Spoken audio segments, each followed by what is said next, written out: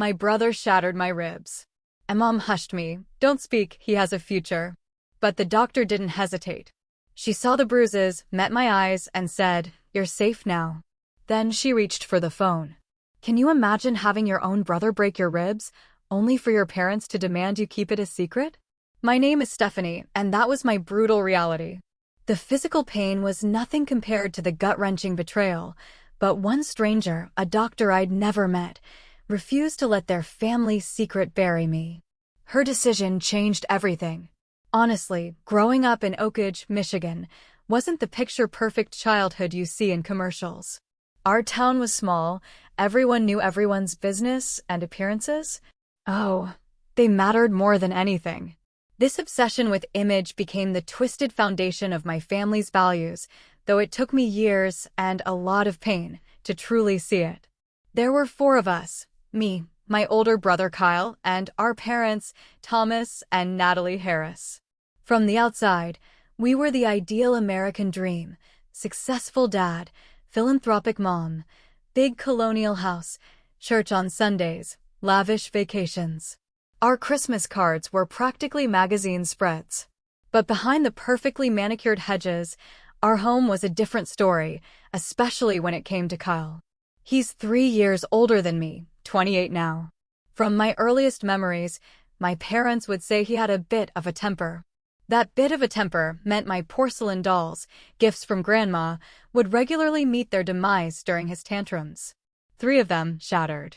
Each time, they'd buy me a replacement and tell me, "Your brother just has strong emotions." As we got older, his aggression evolved. It went from breaking my possessions to systematically chipping away at my spirit. Name-calling, telling me I was stupid, criticizing my looks. When I'd complain, my parents would just shrug it off as siblings being siblings. My mom would pat my hand. "That's just how brothers and sisters interact, Stephanie. You need to develop thicker skin." It was crystal clear who the favorite was. I'd bring home straight A's and get a quiet, "Good job." Kyle, on the other hand, could barely pull a B- in a class he was failing, and we'd all be out celebrating at the fanciest restaurant in town. When I got into the University of Michigan with a scholarship, they'd nod approvingly. But when Kyle got into Michigan State after my dad made a sizable donation, they threw him a block party. The whole neighborhood was there. Despite all this, I pushed myself to be the perfect daughter. I chose medicine, even though my true passion was art. My high school art teacher, who was wonderful, swore my watercolors were actually good and encouraged me to apply to art schools. But my dad? He scoffed. Called it an expensive hobby, not a career. So, I put away my brushes and picked up textbooks. Our family's standing in Oak Ridge was everything to my parents. My dad's real estate business thrived on his reputation. He was everywhere. Chamber of Commerce, sponsoring Little League, his name constantly in the local paper for charity. My mom, president of the Garden Club, organizing the annual gala for the Children's Hospital. We weren't just residents, we were pillars. The pressure to maintain this pristine image was suffocating. If I ever complained about Kyle or expressed any negative emotions, my mom would cut me off with, "We don't air our dirty laundry in public, Stephanie. People look up to the Harris family." My dad was even blunter. "Your brother will take over the business someday. Nothing can tarnish his reputation."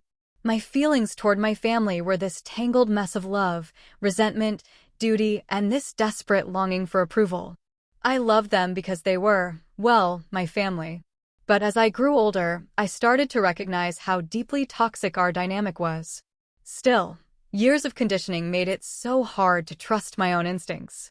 Every time I felt mistreated, a voice in my head, uncannily like my mother's, would whisper that I was being too sensitive or selfish. When I finished my medical degree, I did my residency in Chicago. 2 blessed years away from Oak Ridge. That distance, it brought so much clarity. With the help of a therapist, who I told my parents was just a stress management counselor, I started to understand that my family's behavior wasn't normal or healthy. But then, residency ended. An opportunity opened up back in Oak Ridge. Despite every gut feeling screaming no, I took it. The rational part was financial, loan forgiveness for my massive medical school debt. But emotionally? I was still chasing their approval, still clinging to this impossible hope that our relationship could actually improve. I moved back 3 months ago, and the red flags were immediate. At my welcome home dinner, Kyle monopolized the conversation, boasting about his promotion at Dad's company. When I tried to share an interesting case for my residency, Mom cut me off to ask if I'd met any suitable young men in Chicago. I saw these warnings, but I pushed them down. I told myself, things will be different now. I'm an adult, I have my own career. I was wrong. So wrong. The evening that changed everything was supposed to be a celebration, Kyle's promotion to Vice President of Operations. Mom had spent days cooking his favorite foods, decorating the dining room with congratulatory banners. I arrived early, trying to help, hoping that being useful would make me feel more part of the family festivities. I even splurged on a bottle of Kyle's favorite whiskey, stretching my budget just to make the night perfect. I wanted to believe we could be a normal, loving family now. It started pleasantly enough. Dad opened an expensive wine. Mom served her famous beef Wellington. Kyle was in good spirits, basking in the compliments, his characteristic confidence bordering on arrogance. He was already on his second glass of whiskey by dinner, but that wasn't unusual. Dad toasted him, following in my footsteps, exceeding even my expectations. Harris Development will be in good hands with you at the helm someday. We all clinked glasses. I offered my own congratulations. The company's lucky to have you, Kyle. Your clients at the Riverside project seem really happy. He nodded. Damn right they are. I turned that project around after Jackson nearly tanked it. Conversation flowed. Mom even asked about my new practice, though her interest seemed perfunctory. Kyle was on his third whiskey when he brought up his girlfriend, Megan. We're talking about moving in together, he announced. Her lease is up next month, and it doesn't make sense to renew when she spends most nights at my place anyway. That's wonderful, dear, Mom said, though I caught a slight tightening around her eyes. She was very traditional about premarital cohabitation. Megan's great, I said, genuinely meaning it. I'd met her a few times. She was intelligent and kind. She mentioned last time I saw her that she's hoping we'll come to her family's lake house this summer. Kyle's expression darkened. When did you talk to Megan? We ran into each other at the grocery store last week, I explained. We chatted for a few minutes. She's really nice. What else did she say? His tone had an edge now, a sharp, sudden change. I shrugged, completely missing the shift. Nothing much. Something about your dad's fishing boat needing repairs before you visit. She should keep her mouth shut about my family. Kyle snapped, cutting me off. The table went silent. Mom looked down at her plate. Dad cleared his throat uncomfortably. Kyle, I said carefully, she didn't say anything bad.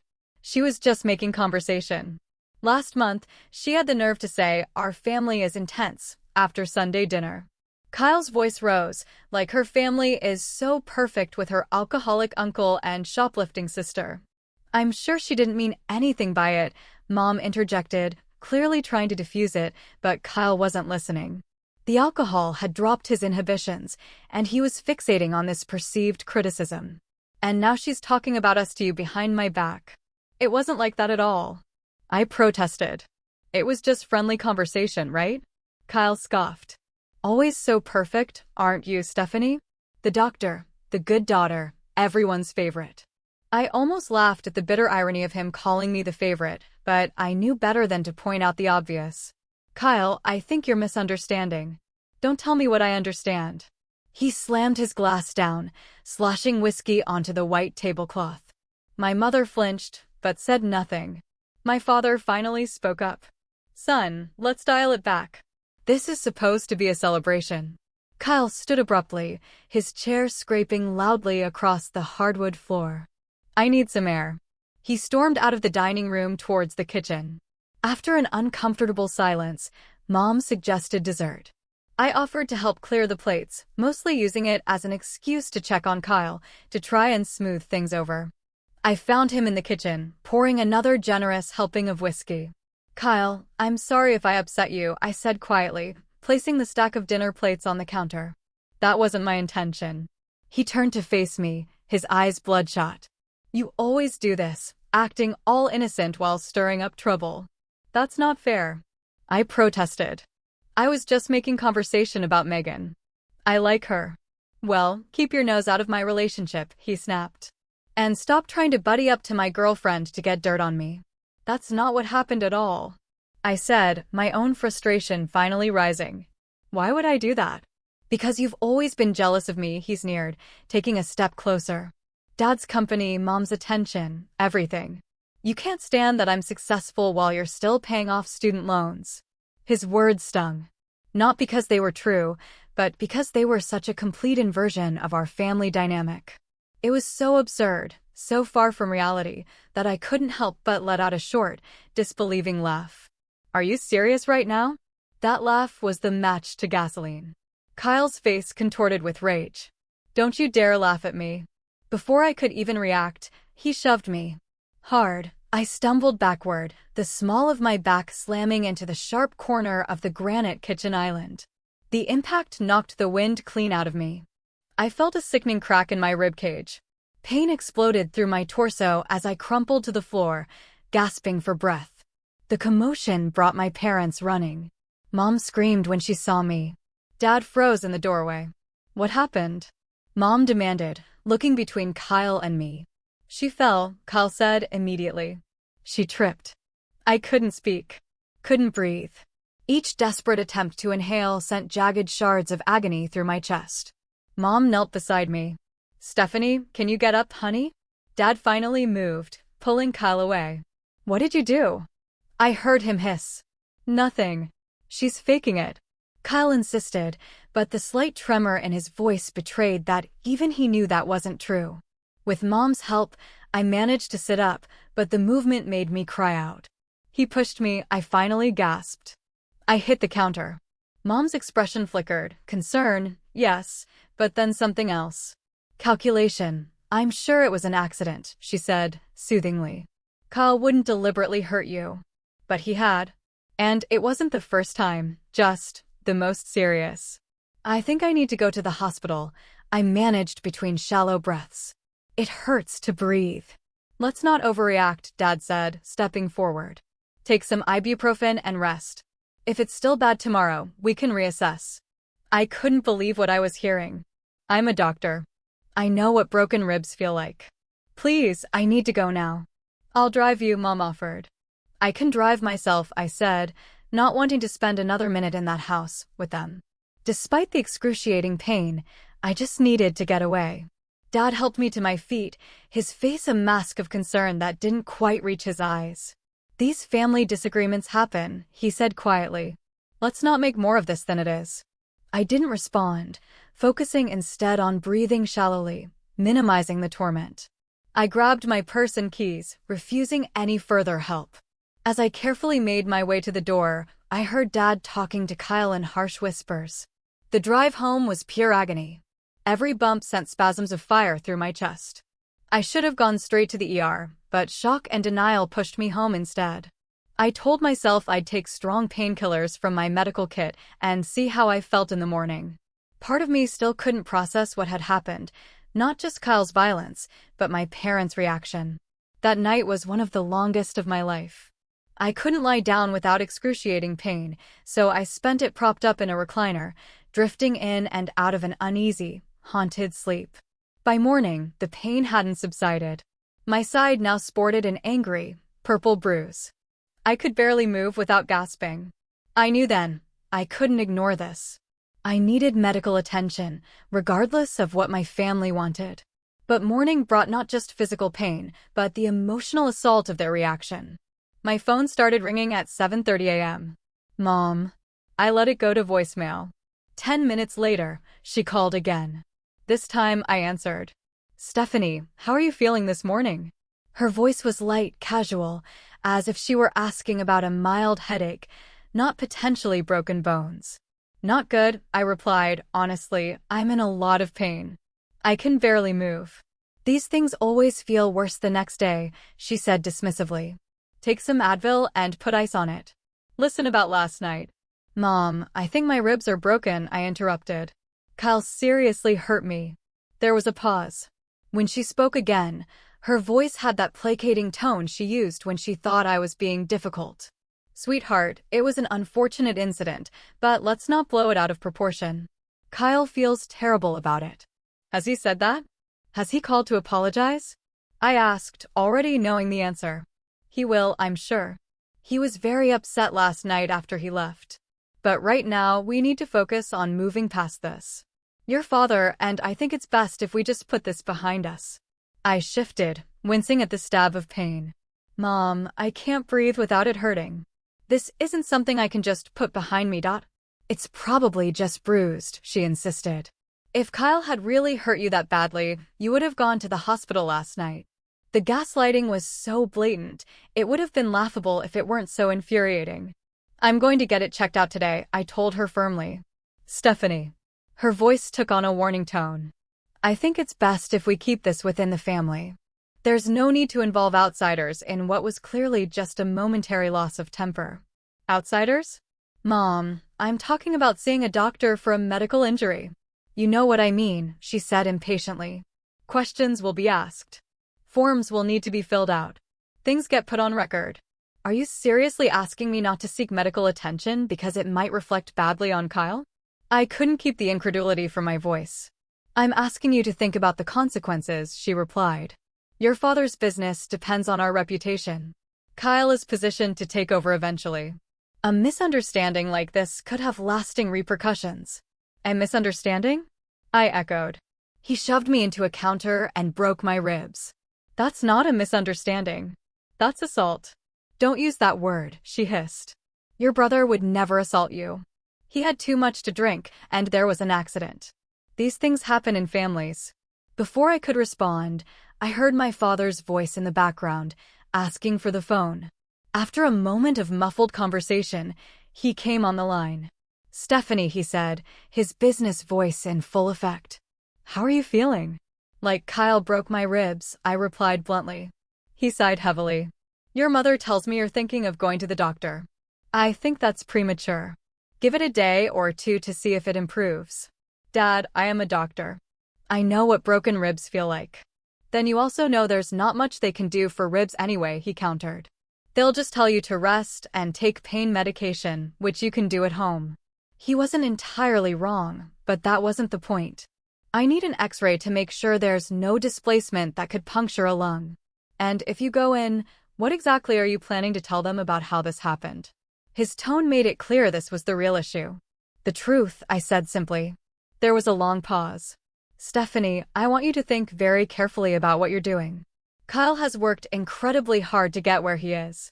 His future at the company, his reputation in the community, these aren't things to jeopardize over a momentary lapse in judgment. So, his future matters, but my broken ribs don't? Don't twist my words, he snapped. Of course, I care about your health, but there are broader considerations here. Kyle made a mistake, yes, but he doesn't deserve to have his life ruined over it. The conversation went on like this for another 10 minutes. My father alternated between minimizing my injury and emphasizing the potential consequences for Kyle and the family's reputation. By the time we hung up, his message was crystal clear. My pain, my health, my truth, they were all secondary to protecting Kyle and the family image. Less than an hour later, my phone pinged. A text from Mom. Sending a little something to help you feel better. Love you. By noon, a delivery person arrived with an elaborate gift basket, pain relievers, a heating pad, luxury bath products, my favorite chocolates. The card read, "Rest and recover. Family always comes first. Love, Mom and Dad." The gift felt like a bribe, a way to buy my silence. I set it aside, unable to even look at it without feeling sick. All day, the calls continued. Mom checked in hourly, each conversation circling back to keeping the incident in the family. Dad called twice more, his approach increasingly forceful, reminding me of family loyalty and perspective. Around 4 p.m., Kyle finally called. I almost didn't answer, but a part of me needed to hear what he'd say. Hey, he said, his voice uncharacteristically subdued. Mom said I should call you. No apology. Just an admission that he was calling because our mother told him to. And? I prompted. Anne.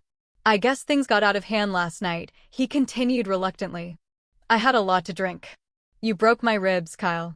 Come on. I barely pushed you, he protested, instantly defensive. You probably just bruised them when you fell. I didn't fall. You shoved me into the counter. Whatever. Look, I'm calling to smooth things over, okay? Mom and Dad are freaking out that you're going to make this into some big deal. I couldn't believe what I was hearing. It is a big deal. I'm seriously injured. Yeah, well, we all have bad days, he said dismissively. Remember when you crashed my car in high school? I didn't make that into a federal case. The comparison was so absurd, I couldn't even formulate a response. A teenage fender bender versus a grown man violently attacking his sister? These weren't even remotely comparable. Kyle, I have to go, I said finally. I have a doctor's appointment. Stephanie, don't be stupid, he snapped, his conciliatory tone vanishing. You're going to regret it if you blow this up. Was that a threat? I hung up without responding, my hands shaking with a mixture of pain, anger, and disbelief. I called my friend Melanie, one of the few people from high school I'd stayed close with. She'd moved back to Oak Ridge a few years ago and now taught at our old school. When I told her what happened, her reaction was everything my family should have been. Oh my God, Steph, that's terrible. Do you want me to take you to the hospital right now? Her genuine concern brought tears to my eyes. I have an appointment with a primary care doctor this afternoon, I told her, a Dr. Hayes. She had an opening. I'm coming with you, Melanie insisted. No arguments. Text me the address and time. You don't have to do that, I protested weakly, though a part of me desperately craved her support. Yes, I absolutely do, she said firmly. And afterward, you're coming to stay with me. You shouldn't be alone right now. By the time my appointment rolled around, the pain had intensified to the point where even the prescription-strength ibuprofen I had wasn't touching it. Every breath was agony, and I developed a concerning shortness of breath. I knew I couldn't put this off any longer, regardless of my family's pressure. As Melanie drove me, my phone continued to light up with calls and texts from my parents. Each message carried the same theme: silence, discretion, family loyalty. But with each mile that took me closer to medical help, I felt a growing resolve. This wasn't right. And for once in my life, I wasn't going to prioritize my family's wishes over my own well-being. The medical office was in a modern building on the outskirts of Oak Ridge, far enough from the center of town that I was unlikely to run into anyone my parents knew. Melanie helped me from the car, supporting me as we slowly made our way inside. The receptionist looked concerned when she saw me wincing with each careful step. Dr. Hayes will be with you shortly, she assured me after I'd filled out the intake forms, deliberately leaving blank the section asking how the injury occurred. True to her word, I didn't wait long. Dr. Laura Hayes turned out to be a woman in her early 50s with kind eyes and a no-nonsense demeanor. She reminded me a bit of my favorite professor from medical school, confident, direct, but with an underlying warmth that put patients at ease. Dr. Harris, she said, extending her hand as she entered the examination room. I've heard good things about you from Dr. Patterson at the clinic, though I'm sorry we're meeting under these circumstances. I tried to smile, but it came out as more of a grimace. Please call me Stephanie, and thank you for fitting me in on short notice. Of course, she nodded, glancing at my forms. I see you're experiencing chest pain and difficulty breathing. Can you tell me what happened? This was the moment I'd been dreading. The lifetime of conditioning to protect my family warred with my medical training and the simple human need to tell the truth. I had an accident, I said vaguely. Dr. Hayes looked at me steadily. What kind of accident? I was pushed and hit a counter, I said, the words coming out in a rush, with my back, right here. I indicated the area just below my shoulder blade. She nodded, making a note. Who pushed you, Stephanie? I hesitated, then looked down at my hands. My brother. I see, she said, her voice neutral but kind. Let's take a look at the injury first, and then we can talk more about what happened. The physical examination was thorough but gentle. Dr. Hayes listened to my breathing, carefully palpated the injured area, and noted the extensive bruising. Her face remained professional, but I could see the concern in her eyes. I'd like to get some x-rays, she said after completing the exam. Based on your symptoms and the physical findings, I suspect you have at least 2 broken ribs, possibly 3. I'm also concerned about the shortness of breath, which could indicate a more serious complication. The X-ray confirmed her suspicions. 3 fractured ribs, one with a concerning displacement that explained my breathing difficulties. When Dr. Hayes returned with the results, her expression was grave. "Stephanie," she said, sitting down across from me, "these are significant injuries. The displacement of your 7th rib could potentially cause a pneumothorax, a collapsed lung, if not properly monitored and treated. I'm going to prescribe appropriate pain medication and give you specific care instructions, but I need to ask you some more questions about how this happened." I nodded, a lump forming in my throat. "You said your brother pushed you," she continued gently. "Was this an accident during play, or was it deliberate?" "It was deliberate," I admitted, my voice barely above a whisper. "He was angry. He'd been drinking. Has anything like this happened before?" I thought about all the times Kyle had accidentally hurt me growing up. The shoves that were too hard to be playful. The arm grabs that left fingerprint bruises. The times he'd thrown things at me in anger. "Not this seriously," I said finally.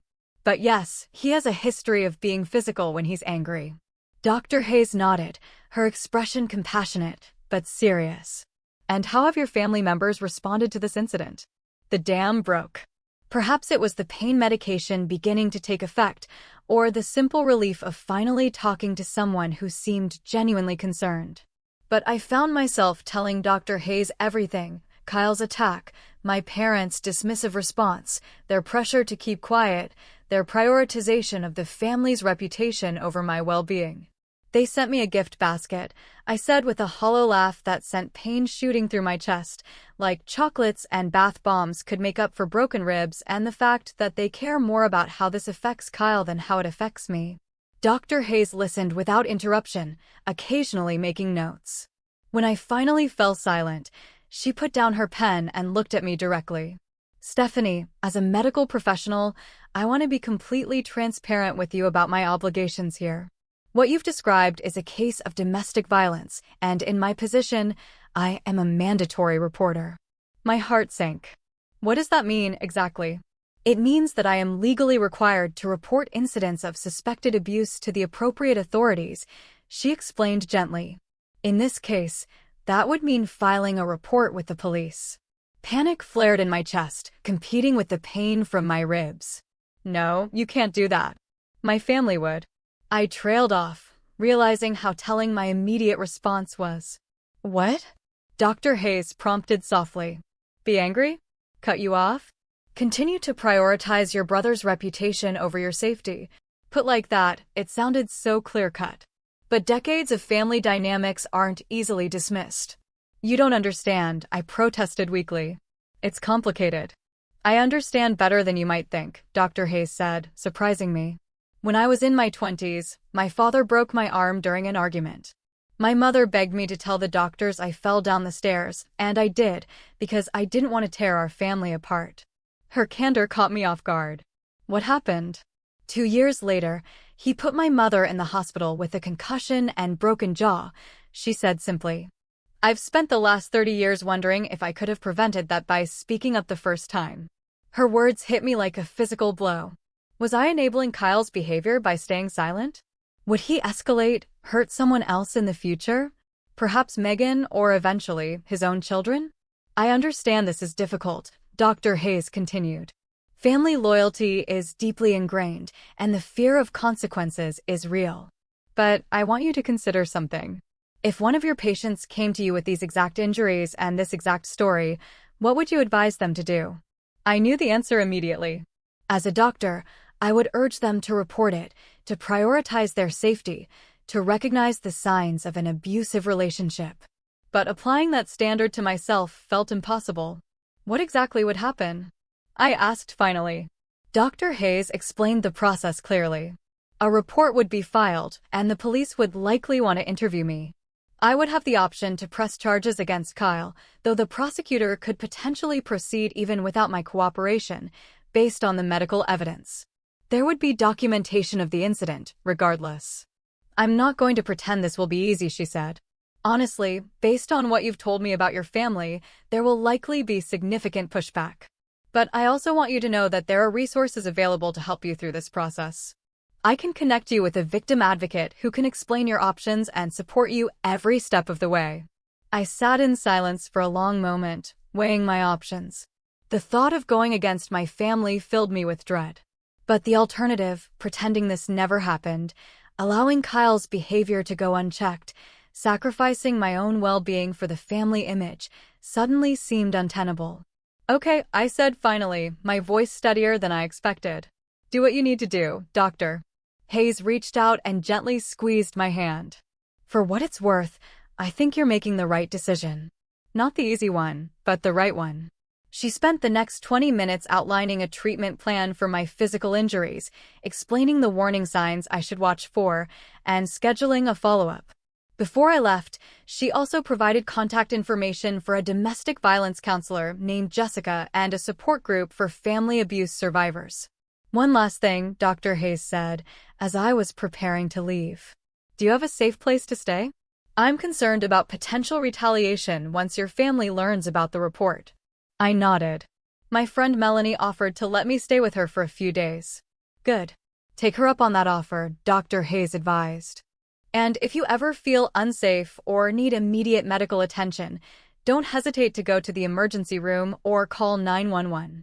As Melanie drove me to her house afterward, I felt a strange mixture of terror and relief. I had no idea what would happen next, but for the first time in my life, I had chosen my own well-being over my family's expectations. It was terrifying, but it also felt like the first breath of truly fresh air I'd taken in years. Painful, though that breath was, with my broken ribs. The repercussions began sooner than I expected. I had barely settled into Melanie's guest room when my phone exploded with notifications. The local police department had contacted my parents and Kyle for their side of the story, and they were livid. My father's voicemail was coldly furious. Stephanie, call me immediately. I cannot believe you would do this to your brother, to this family. We raised you better than this. My mother's message was tearful. How could you, Stephanie? After everything we've done for you? Kyle is devastated. The police came to his workplace. Do you have any idea what this could do to his career? To our standing in the community. Kyle's text was more direct. Thanks for nothing, Steph. Hope you're happy now that you've ruined everything. I turned off my phone, unable to deal with the barrage. Melanie brought me tea and sat with me while I cried, not from the physical pain, but from the emotional onslaught. How had I become the villain in this story? Why was I the one who had ruined everything when Kyle was the one who had committed violence? They're trying to make you doubt yourself, Melanie said wisely. Don't let them. You did the right thing. The next day brought more of the same. My phone continued to fill with messages from my immediate family, and now extended family members were chiming in too. My Aunt Susan, my father's sister, called to tell me I was tearing the family apart over a little disagreement. My cousin Patrick texted that I was being dramatic and attention-seeking. Even my grandmother, who had always been kind to me, left a voicemail asking why I couldn't have handled this within the family. Only my mother's younger sister, Barbara, sent a different message. I believe you, Stephanie. Call me if you need anything. Love you. I hadn't spoken to Aunt Barbara in years. She'd had a falling out with my mother over something that was never explained to me and had been largely absent from family gatherings ever since. Her support, though unexpected, was a tiny lifeline in the storm. I took a few days off from work, using medical leave to recover physically and try to process everything emotionally. Dr. Hayes had connected me with Jessica, the domestic violence counselor, who called to check on me and provide resources. She explained that what I was experiencing, the family closing ranks, the victim blaming, the pressure to recant, was unfortunately common in cases of family violence. They're trying to maintain the status quo, Jessica explained. Your speaking up threatens the family system they've established, where your brother's behavior is excused and enabled. It's painful, but their reaction actually confirms that you made the right choice by breaking the silence. 5 days after my appointment with Dr. Hayes, I returned to my apartment briefly to pick up more clothes and some work files. I had just finished packing a bag when there was a loud knock at the door. I froze, instantly knowing who it was. Sure enough, when I peered through the peephole, I saw my parents standing in the hallway, grim-faced. I considered not answering, but I knew this confrontation was inevitable. Better to have it on my territory than theirs. I opened the door, but didn't invite them in. "We need to talk," my father said without preamble. "I'm busy right now," I replied, trying to keep my voice steady. "Too busy for your family?" my mother asked, her voice sharp with hurt and anger. "After what you've done, you owe us at least a conversation." I sighed and stepped back, allowing them to enter. They surveyed my half-packed suitcase with disapproval. "Running away?" my father asked. "Taking care of myself," I corrected. "What do you want?" "We want you to fix this mess you've created," he said bluntly. "The police are talking about charging Kyle with assault. His job could be at risk. People are already talking." "I didn't create this mess," I said, a spark of anger cutting through my anxiety. "Kyle did when he broke my ribs." "It was an accident," my mother insisted. "He pushed you, yes, but he didn't mean for you to get hurt like that. He's 28 years old, Mom. He doesn't get to hide behind, he didn't mean it anymore. And it wasn't an accident. He deliberately shoved me because he was angry." My father stepped closer, his imposing height meant to intimidate, as it had so many times in my childhood. "Stephanie, you need to tell the police you want to drop this. Say you exaggerated, that you misunderstood what happened." "I can't do that," I said, taking a step back. "It would be lying." "So, you'd rather destroy your brother's life over one mistake?" My mother's voice broke with emotion. "What kind of sister does that make you? What kind of brother breaks his sister's ribs and then calls her stupid for seeking medical help?" I countered. "What kind of parents care more about their son's reputation than their daughter's safety?" My father's face darkened with anger. "That's enough. We have always protected both of you. Everything we've done has been for this family." "No," I said, the realization crystallizing as I spoke. "Everything you've done has been for the family image. For Kyle. Never for me." "That's not true," my mother protested. "We put you through medical school. Because it looked good to have a doctor in the family," I shot back. "Not because you cared about what I wanted. I wanted to study art, remember?" You both laughed at the idea. My father dismissed this with a wave of his hand. "This isn't about ancient history. This is about what you're doing right now, which is betraying your family." "I'm not betraying anyone. I'm standing up for myself, maybe for the first time." The argument continued in circles, my parents alternating between guilt-tripping, threatening, and occasionally attempting to cajole me into recanting my story. When it became clear I wouldn't budge, my father played his final card. "If you go through with this, you're on your own," he said coldly. "Financially, emotionally, in every way. Is that what you want? To lose your family over this?" The threat should have terrified me. In many ways, it did. But underneath the fear was a strange sense of clarity. "I lost my family the moment you chose to protect Kyle instead of me," I said quietly. "Maybe I never really had one to begin with." My mother began to cry in earnest, while my father's face turned to stone. "You'll regret this," he said finally. "When the dust settles and you've burned all your bridges, you'll realize what you've thrown away." After they left, I sat on my couch for a long time, trembling with the aftermath of adrenaline. I had stood my ground, but the cost was becoming increasingly clear. My phone pinged with a text from Kyle. "Hope you're happy now that Mom's hysterical. Dad says you're dead to him. Good job, sis." The harassment didn't stop there. Over the next few days, Kyle escalated his campaign against me. He posted vague but pointed comments on social media about family traitors and attention-seeking liars. He contacted mutual friends to give them his side of the story, painting me as unstable and vindictive. Most disturbingly, he began spreading rumors at the hospital where I worked, telling people I had fabricated the abuse allegations because I was jealous of his success. Some friends distanced themselves, uncomfortable with being drawn into family drama. Colleagues gave me strange looks in the hallway. Even Melanie, supportive as she was, seemed overwhelmed by the intensity. "I had no idea your family would react like this," she admitted one evening. "I mean, I knew they were kind of intense, but this is next level." I nodded, understanding her discomfort. "You don't have to keep letting me stay here if it's too much. I can find somewhere else." "Don't be ridiculous," she said firmly. "I'm not abandoning you. I'm just saying it's a lot, but we'll get through it." Her loyalty meant everything, especially as others fell away. My circle was shrinking rapidly, and the pressure was intensifying from all sides. Work became increasingly stressful as I tried to maintain my professional demeanor while dealing with the whispers and the strain of Kyle's smear campaign. The final blow came in the form of an ultimatum, delivered via my father's attorney. If I didn't recant my statement to the police and the medical report within 48 hours, my parents would 1. Cut off any remaining financial support, including the help they'd been providing with my student loan payments. 2. Remove me from the family trust, and 3. Publicly disown me as their daughter. The letter concluded with a reminder that they had always been generous and would welcome me back into the family if I came to my senses and fixed the damage I had done. Reading those cold, calculating words, I felt something shift inside me. The fog of doubt and guilt that had clouded my judgment began to clear. This wasn't love. It had never been love.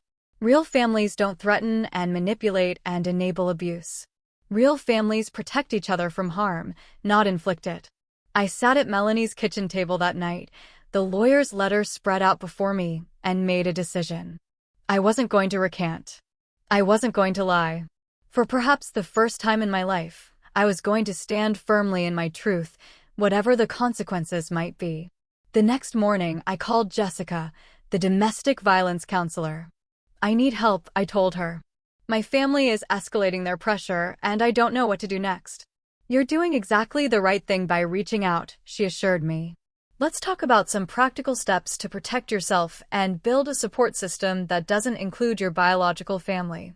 That conversation became the first step in my journey toward true independence, not just financially, but emotionally and psychologically as well.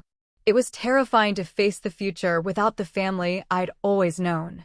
But as I would soon discover, it was also the beginning of a profound liberation. 2 weeks after my appointment with Dr. Hayes, I returned for a follow-up. The physical healing had begun.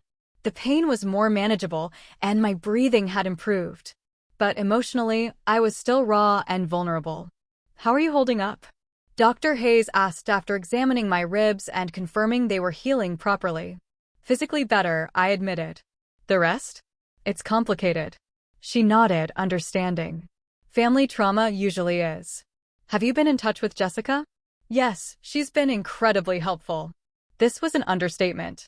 Jessica had become my lifeline, helping me navigate not just the legal aspects of my situation, but also the emotional minefield of family estrangement. She suggested I join a support group for family abuse survivors. I went to my first meeting yesterday. That's excellent, Dr. Hayes said approvingly. How did it go? It was intense, but good. For the first time, I was in a room full of people who completely understood what I'm going through. No judgment. No questions about why I didn't. Just work it out with my family. Dr. Hayes smiled. That kind of validation can be incredibly healing. I still remember my first support group meeting after my own experience. It was like finally being able to breathe after holding my breath for years. Exactly, I agreed. One woman there, Alicia, had a similar experience with her older sister. Her parents also chose the abuser over her. Hearing her story made me feel less alone, less crazy for standing my ground. You're definitely not crazy, Dr. Hayes assured me. What you're doing takes tremendous courage. Not many people have the strength to break generational patterns of abuse and enablement. Our conversation shifted to my physical recovery and plans for returning to work. Before I left, Dr. Hayes handed me a card. I don't normally do this with patients, but given the circumstances, I want you to have my personal cell number. If you ever need medical advice or just someone to talk to who understands, please don't hesitate to call. Her kindness brought tears to my eyes. Thank you for everything, I said. I don't know what I would have done if I'd seen a different doctor that day. You would have found your way, she said confidently. You're stronger than you realize, Stephanie. With Jessica's guidance, I began building a support network outside my biological family. Melanie remained steadfast, offering not just her guest room, but her unwavering belief in me. Alicia from the support group became a friend, our shared experiences creating an instant bond. And to my surprise, my Aunt Barbara reached out again. I've been wanting to reconnect with you for years, she told me when we met for coffee. Your mother made it difficult. After our falling out, she essentially blocked my access to you and Kyle. What was the falling out about? I asked, realizing I'd never known the real story. Barbara sighed. I confronted your father about his favoritism toward Kyle and the way they both enabled his behavior. This was after I saw Kyle push you at a family barbecue when you were about 14. You fell and scraped your hands badly. Do you remember? I did remember. Kyle had been angry because I'd beaten him at a lawn game in front of his friends. My parents had laughed it off as siblings being competitive. Your mother accused me of trying to cause trouble in the family, Barbara continued. Said I was jealous because I didn't have children of my own. After that, I was gradually excluded from family events. But I always worried about you. Having Barbara back in my life was like discovering a piece of myself I hadn't known was missing.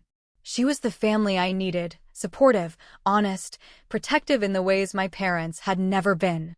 Through her, I connected with cousins I'd barely known growing up, discovering relationships untainted by the dynamics that had poisoned my immediate family. Alongside building these personal connections, I took practical steps to secure my independence. I changed the locks on my apartment, installed a security system, and set up cameras at the entrance. I consulted with a lawyer about the implications of being removed from the family trust and cut off financially. I opened new bank accounts at a different bank than the one my family used. Small steps, but each one made me feel more secure, more in control of my own life. Jessica also connected me with resources to help understand the psychological patterns that had shaped my family dynamic. I devoured books on toxic family systems, narcissistic parents, and the psychology of scapegoating. The more I learned, the clearer my situation became. Kyle was the golden child, perpetually excused and elevated, no matter his behavior. I was the scapegoat, expected to absorb blame and prioritize everyone else's needs above my own. This education was both painful and liberating. Painful to recognize how deeply dysfunctional my family was, but liberating to understand that it wasn't my fault. I hadn't caused the abuse by being too sensitive or difficult, as my parents had always implied. I hadn't imagined or exaggerated the mistreatment. It was real, and I had every right to protect myself from it. The most challenging aspect of this new knowledge was learning to set and maintain boundaries. My entire life had been built around accommodating my family's demands and expectations. Standing firm in the face of their pressure went against decades of conditioning. Think of boundary setting as a muscle, Jessica advised during one of our sessions. It's weak at first because you've never been allowed to use it. But each time you hold your ground, it gets stronger. I practiced small acts of boundary setting daily, not answering every call or text from my parents immediately, refusing to engage when they tried to guilt or manipulate me, correcting misinformation when mutual acquaintances repeated Kyle's version of events. Each tiny act of self-advocacy built my confidence for the bigger confrontations. The police investigation into the incident continued, with a prosecutor ultimately deciding to charge Kyle with domestic assault, despite my parents' efforts to intervene. Kyle hired an expensive attorney and pleaded not guilty, setting the stage for a potential trial where I would have to testify against him. The prospect was terrifying, but I was determined to see it through. Through all of this, I was surprised to discover an unexpected sense of peace emerging alongside the turmoil. For so long, I had contorted myself to fit into my family's expectations, suppressing my own needs and perceptions to maintain harmony. Now, despite the external chaos, I was beginning to feel an internal alignment I had never experienced before. My thoughts, feelings, and actions were finally in congruence. I was living in my truth, painful though it was. My support group became a sanctuary where I could express my fears and doubts without judgment. During one particularly difficult session, after receiving a scathing email from my father, I broke down. Sometimes I wonder if it would have been easier to just stay silent, I admitted through tears, to just take the pain and keep the peace, like I always have. Easier in the short term, maybe, Alicia said gently. But that kind of silence eats away at your soul. Trust me, I tried it for years. An older woman named Ruth nodded in agreement. I stayed silent about my brother's abuse for 40 years. By the time I finally spoke up, I'd lost myself so completely, I didn't know who I was anymore. You're doing the hard work now, but you're saving yourself decades of invisible pain. Their words stayed with me, a talisman against the doubt that still sometimes crept in during weak moments. I was doing the hard work now. I was breaking a cycle that could have continued for generations. I was choosing truth over comfortable lies, health over dysfunction, reality over illusion. 6 weeks after the incident, I felt strong enough to return to my own apartment full-time. Melanie helped me sage the space, a ritual cleansing she swore by, and we rearranged the furniture to create a fresh start. My parents' gift basket had long since been donated to a women's shelter, removing that painful symbol of their manipulative support. That night, alone in my own space for the first time since everything had happened, I took out my watercolors, unused since college, and began to paint. The image that emerged wasn't planned. A small bird with a broken wing, but surrounded by light, beginning to heal. As I lost myself in the creative process that had once been my passion, I felt something shifting, opening, releasing within me. I was not just surviving this ordeal. In some profound way, I was being transformed by it. 6 months passed, bringing changes I could never have anticipated. The physical healing was complete. My ribs had mended without complications, leaving only the faintest ache during changes in weather to remind me of the injury. The emotional healing was an ongoing process, but one marked by remarkable progress. I had moved to a different neighborhood, a small but significant act of reclaiming my independence. My new apartment was brighter, with large windows that flooded the space with natural light, and a spare bedroom I had converted into an art studio. Paintings in various stages of completion lined the walls, evidence of my rekindled passion for creating. Throughout these months, my family situation had evolved in painful but necessary ways. After multiple attempts at reconciliation on their terms, which always involved me recanting my exaggerated version of events and apologizing to Kyle, I had requested a meeting with clear conditions. It would take place on neutral ground, with the family counselor present, and with the understanding that I would not be gaslit or pressured to change my story. Surprisingly, they agreed. Perhaps they thought they could still convince me in person. Or maybe they were feeling the social consequences of our estrangement in a community where appearances mattered so much. The meeting took place at the counselor's office on a crisp fall afternoon. My parents arrived dressed immaculately, as if for church, their expressions a careful blend of concern and restraint. Kyle came separately, his usual confidence dimmed somewhat by the pending legal case against him, which had been delayed by procedural issues. The counselor, Dr. Morgan, established ground rules: no interrupting, no name-calling, using I statements rather than accusations. My parents nodded agreeably, though I could sense their impatience with what they probably viewed as unnecessary formality. "Stephanie," Dr. Morgan began, "would you like to start by sharing what you hope to achieve from today's meeting?" I took a deep breath, centering myself as I had practiced. I want clarity and honesty about what happened and what happens next. I want acknowledgement of the harm that was done to me, both by Kyle's actions and by your response to them. And I want to establish boundaries for any future relationship we might have. My mother frowned slightly at the word boundaries, but remained silent. My father shifted in his seat, already uncomfortable with the direction of the conversation. Thomas and Natalie, Dr. Morgan turned to my parents. "What are your hopes for today?" My father cleared his throat. "We want our family back together. This division has gone on long enough. We want to put this unfortunate incident behind us and move forward." "It wasn't an unfortunate incident," I said quietly but firmly. "It was assault. Kyle broke 3 of my ribs and then called me stupid when I sought medical help. You both pressured me to lie about my injuries and prioritize his reputation over my physical safety." "Stephanie, you know that's not how it happened," my mother began, her voice taking on that placating tone I'd grown to recognize as the prelude to gaslighting. "Actually, Mom, that is exactly how it happened," I countered. "And this pattern of denying reality is precisely why we're sitting here today." Dr. Morgan gently redirected the conversation, asking each of us to express our feelings without disputing each other's experiences. What followed was 2 hours of painful but necessary truth-telling. My parents continued to minimize and deflect, though with less conviction than before.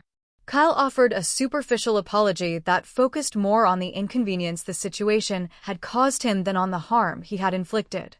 "I'm sorry things got out of hand," he said, not quite meeting my eyes. "I never meant for you to get seriously hurt, but you have to admit, going to the police was an extreme reaction." "Was it?" I asked, maintaining my composure despite the anger bubbling beneath the surface. If a stranger had broken my ribs, would reporting it be extreme? Why should you be held to a lower standard of behavior because we're related? He had no good answer for that. By the end of the session, it was clear that while my family was willing to have me back in their lives, they were not truly willing to acknowledge the dysfunction that had led to our estrangement. They wanted reconciliation without accountability, forgiveness without change. As we prepared to leave, my father made one final appeal. "Stephanie, we miss you. Despite everything, we're still your family. No one will ever love you like we do." I looked at him for a long moment, seeing him clearly, perhaps for the first time. "That's the problem, Dad. The way you love is conditional and harmful. I deserve better." "We all do." Walking out of that office, I felt an unexpected lightness. I had faced my greatest fear, permanent estrangement from my family, and discovered it wasn't as terrifying as I had imagined. In fact, the prospect of continuing to accept their version of love now seemed far more frightening than building a life without them. In the months that followed, I maintained minimal contact with my parents through occasional texts and brief phone calls, always with strict boundaries in place. Kyle and I had no direct communication outside of necessary legal interactions. His case eventually ended in a plea deal, a misdemeanor charge with probation and mandatory anger management classes. It was less than he deserved, but more accountability than he'd ever faced before. Professionally, my life took unexpected turns. The courage I'd found in standing up to my family translated into greater confidence at work. I advocated more effectively for my patients, particularly those showing signs of abuse or neglect. My colleagues noticed the change, and I was offered a leadership position on a new community health initiative focused on domestic violence prevention and intervention. This work brought me into regular contact with Dr. Hayes, who became both mentor and friend. During one of our meetings to discuss the initiative, I finally found the words to express my gratitude. "I wrote you a letter," I said, handing her an envelope, "to thank you for what you did that day, for seeing what was happening and having the courage to do something about it." She accepted the letter with a warm smile. "I was just doing my job, Stephanie." "No," I shook my head. "You did more than that. You showed me what true professional integrity looks like. You were willing to make a difficult choice because it was the right one, not the easy one. That's the kind of doctor I want to be." Our work together on the initiative became one of the most rewarding aspects of my professional life. We developed training programs for medical professionals to better recognize and respond to signs of abuse, created resources for patients, and built partnerships with local support services. Each person we helped felt like a small redemption of my own experience. My personal life flourished as well. The support group that had been my lifeline in the early days became a community where I both received and offered healing. Alicia and I started a monthly gathering for survivors to share art, poetry, and stories as part of their recovery process. Melanie remained my closest friend, her loyalty during my darkest days cementing a bond that felt more like family than many blood relationships. And speaking of family, Aunt Barbara became a central figure in my life. Her home became my holiday destination, her wisdom a guide through the complex emotions of creating a new kind of family when the original one had failed. Through her, I connected with cousins I'd barely known growing up, discovering relationships untainted by the dynamics that had poisoned my immediate family. Most surprisingly, I began dating again after years of focusing exclusively on my career. Daniel, a kind and thoughtful architect I met through a community art class, showed me what healthy communication and respect looked like in a romantic relationship. Our connection developed slowly, built on friendship and mutual values rather than the desperate need for approval that had characterized my previous relationships. On the anniversary of my appointment with Dr. Hayes, I took myself on a solo retreat to a cabin by a lake. I brought my paints, my journal, and a stack of books, intending to reflect on the year's journey. Sitting on the dock at sunset, watching the light play across the water, I wrote in my journal, "A year ago today, I was broken in more ways than I knew." My ribs were fractured, but so was my sense of self, my understanding of love, my belief in my own perceptions. I thought speaking the truth would destroy me, that I couldn't survive without the family that had both shaped and distorted me. I was wrong. The truth didn't destroy me. It rebuilt me, stronger than before. I learned that real love doesn't demand silence about abuse. Real family, whether bound by blood or by choice, lifts you up rather than holding you down. Real strength isn't enduring mistreatment. It's having the courage to say no more. I don't know what the future holds. The relationship with my parents remains complicated and limited. Kyle and I may never reconcile. There are still days of grief and doubt. But for the first time in my life, I'm building a foundation based on truth rather than pretense. On authentic connection rather than obligation. On self-respect rather than self-sacrifice. That feels like victory. That feels like healing. That feels like home. As I sit here, I wonder how many of you have faced similar crossroads in your own families. Have you ever had to choose between peace and truth, between family loyalty and self-preservation? I'd love to hear your stories in the comments below. If my experience has helped even one person feel less alone or more empowered to seek help, then sharing it has been worthwhile. Please like this video if it resonated with you, subscribe for more stories of healing and transformation, and share it with someone who might need to hear that they deserve better. Remember, sometimes the family we create is more healing than the one we were born into. Thank you for listening. Take care.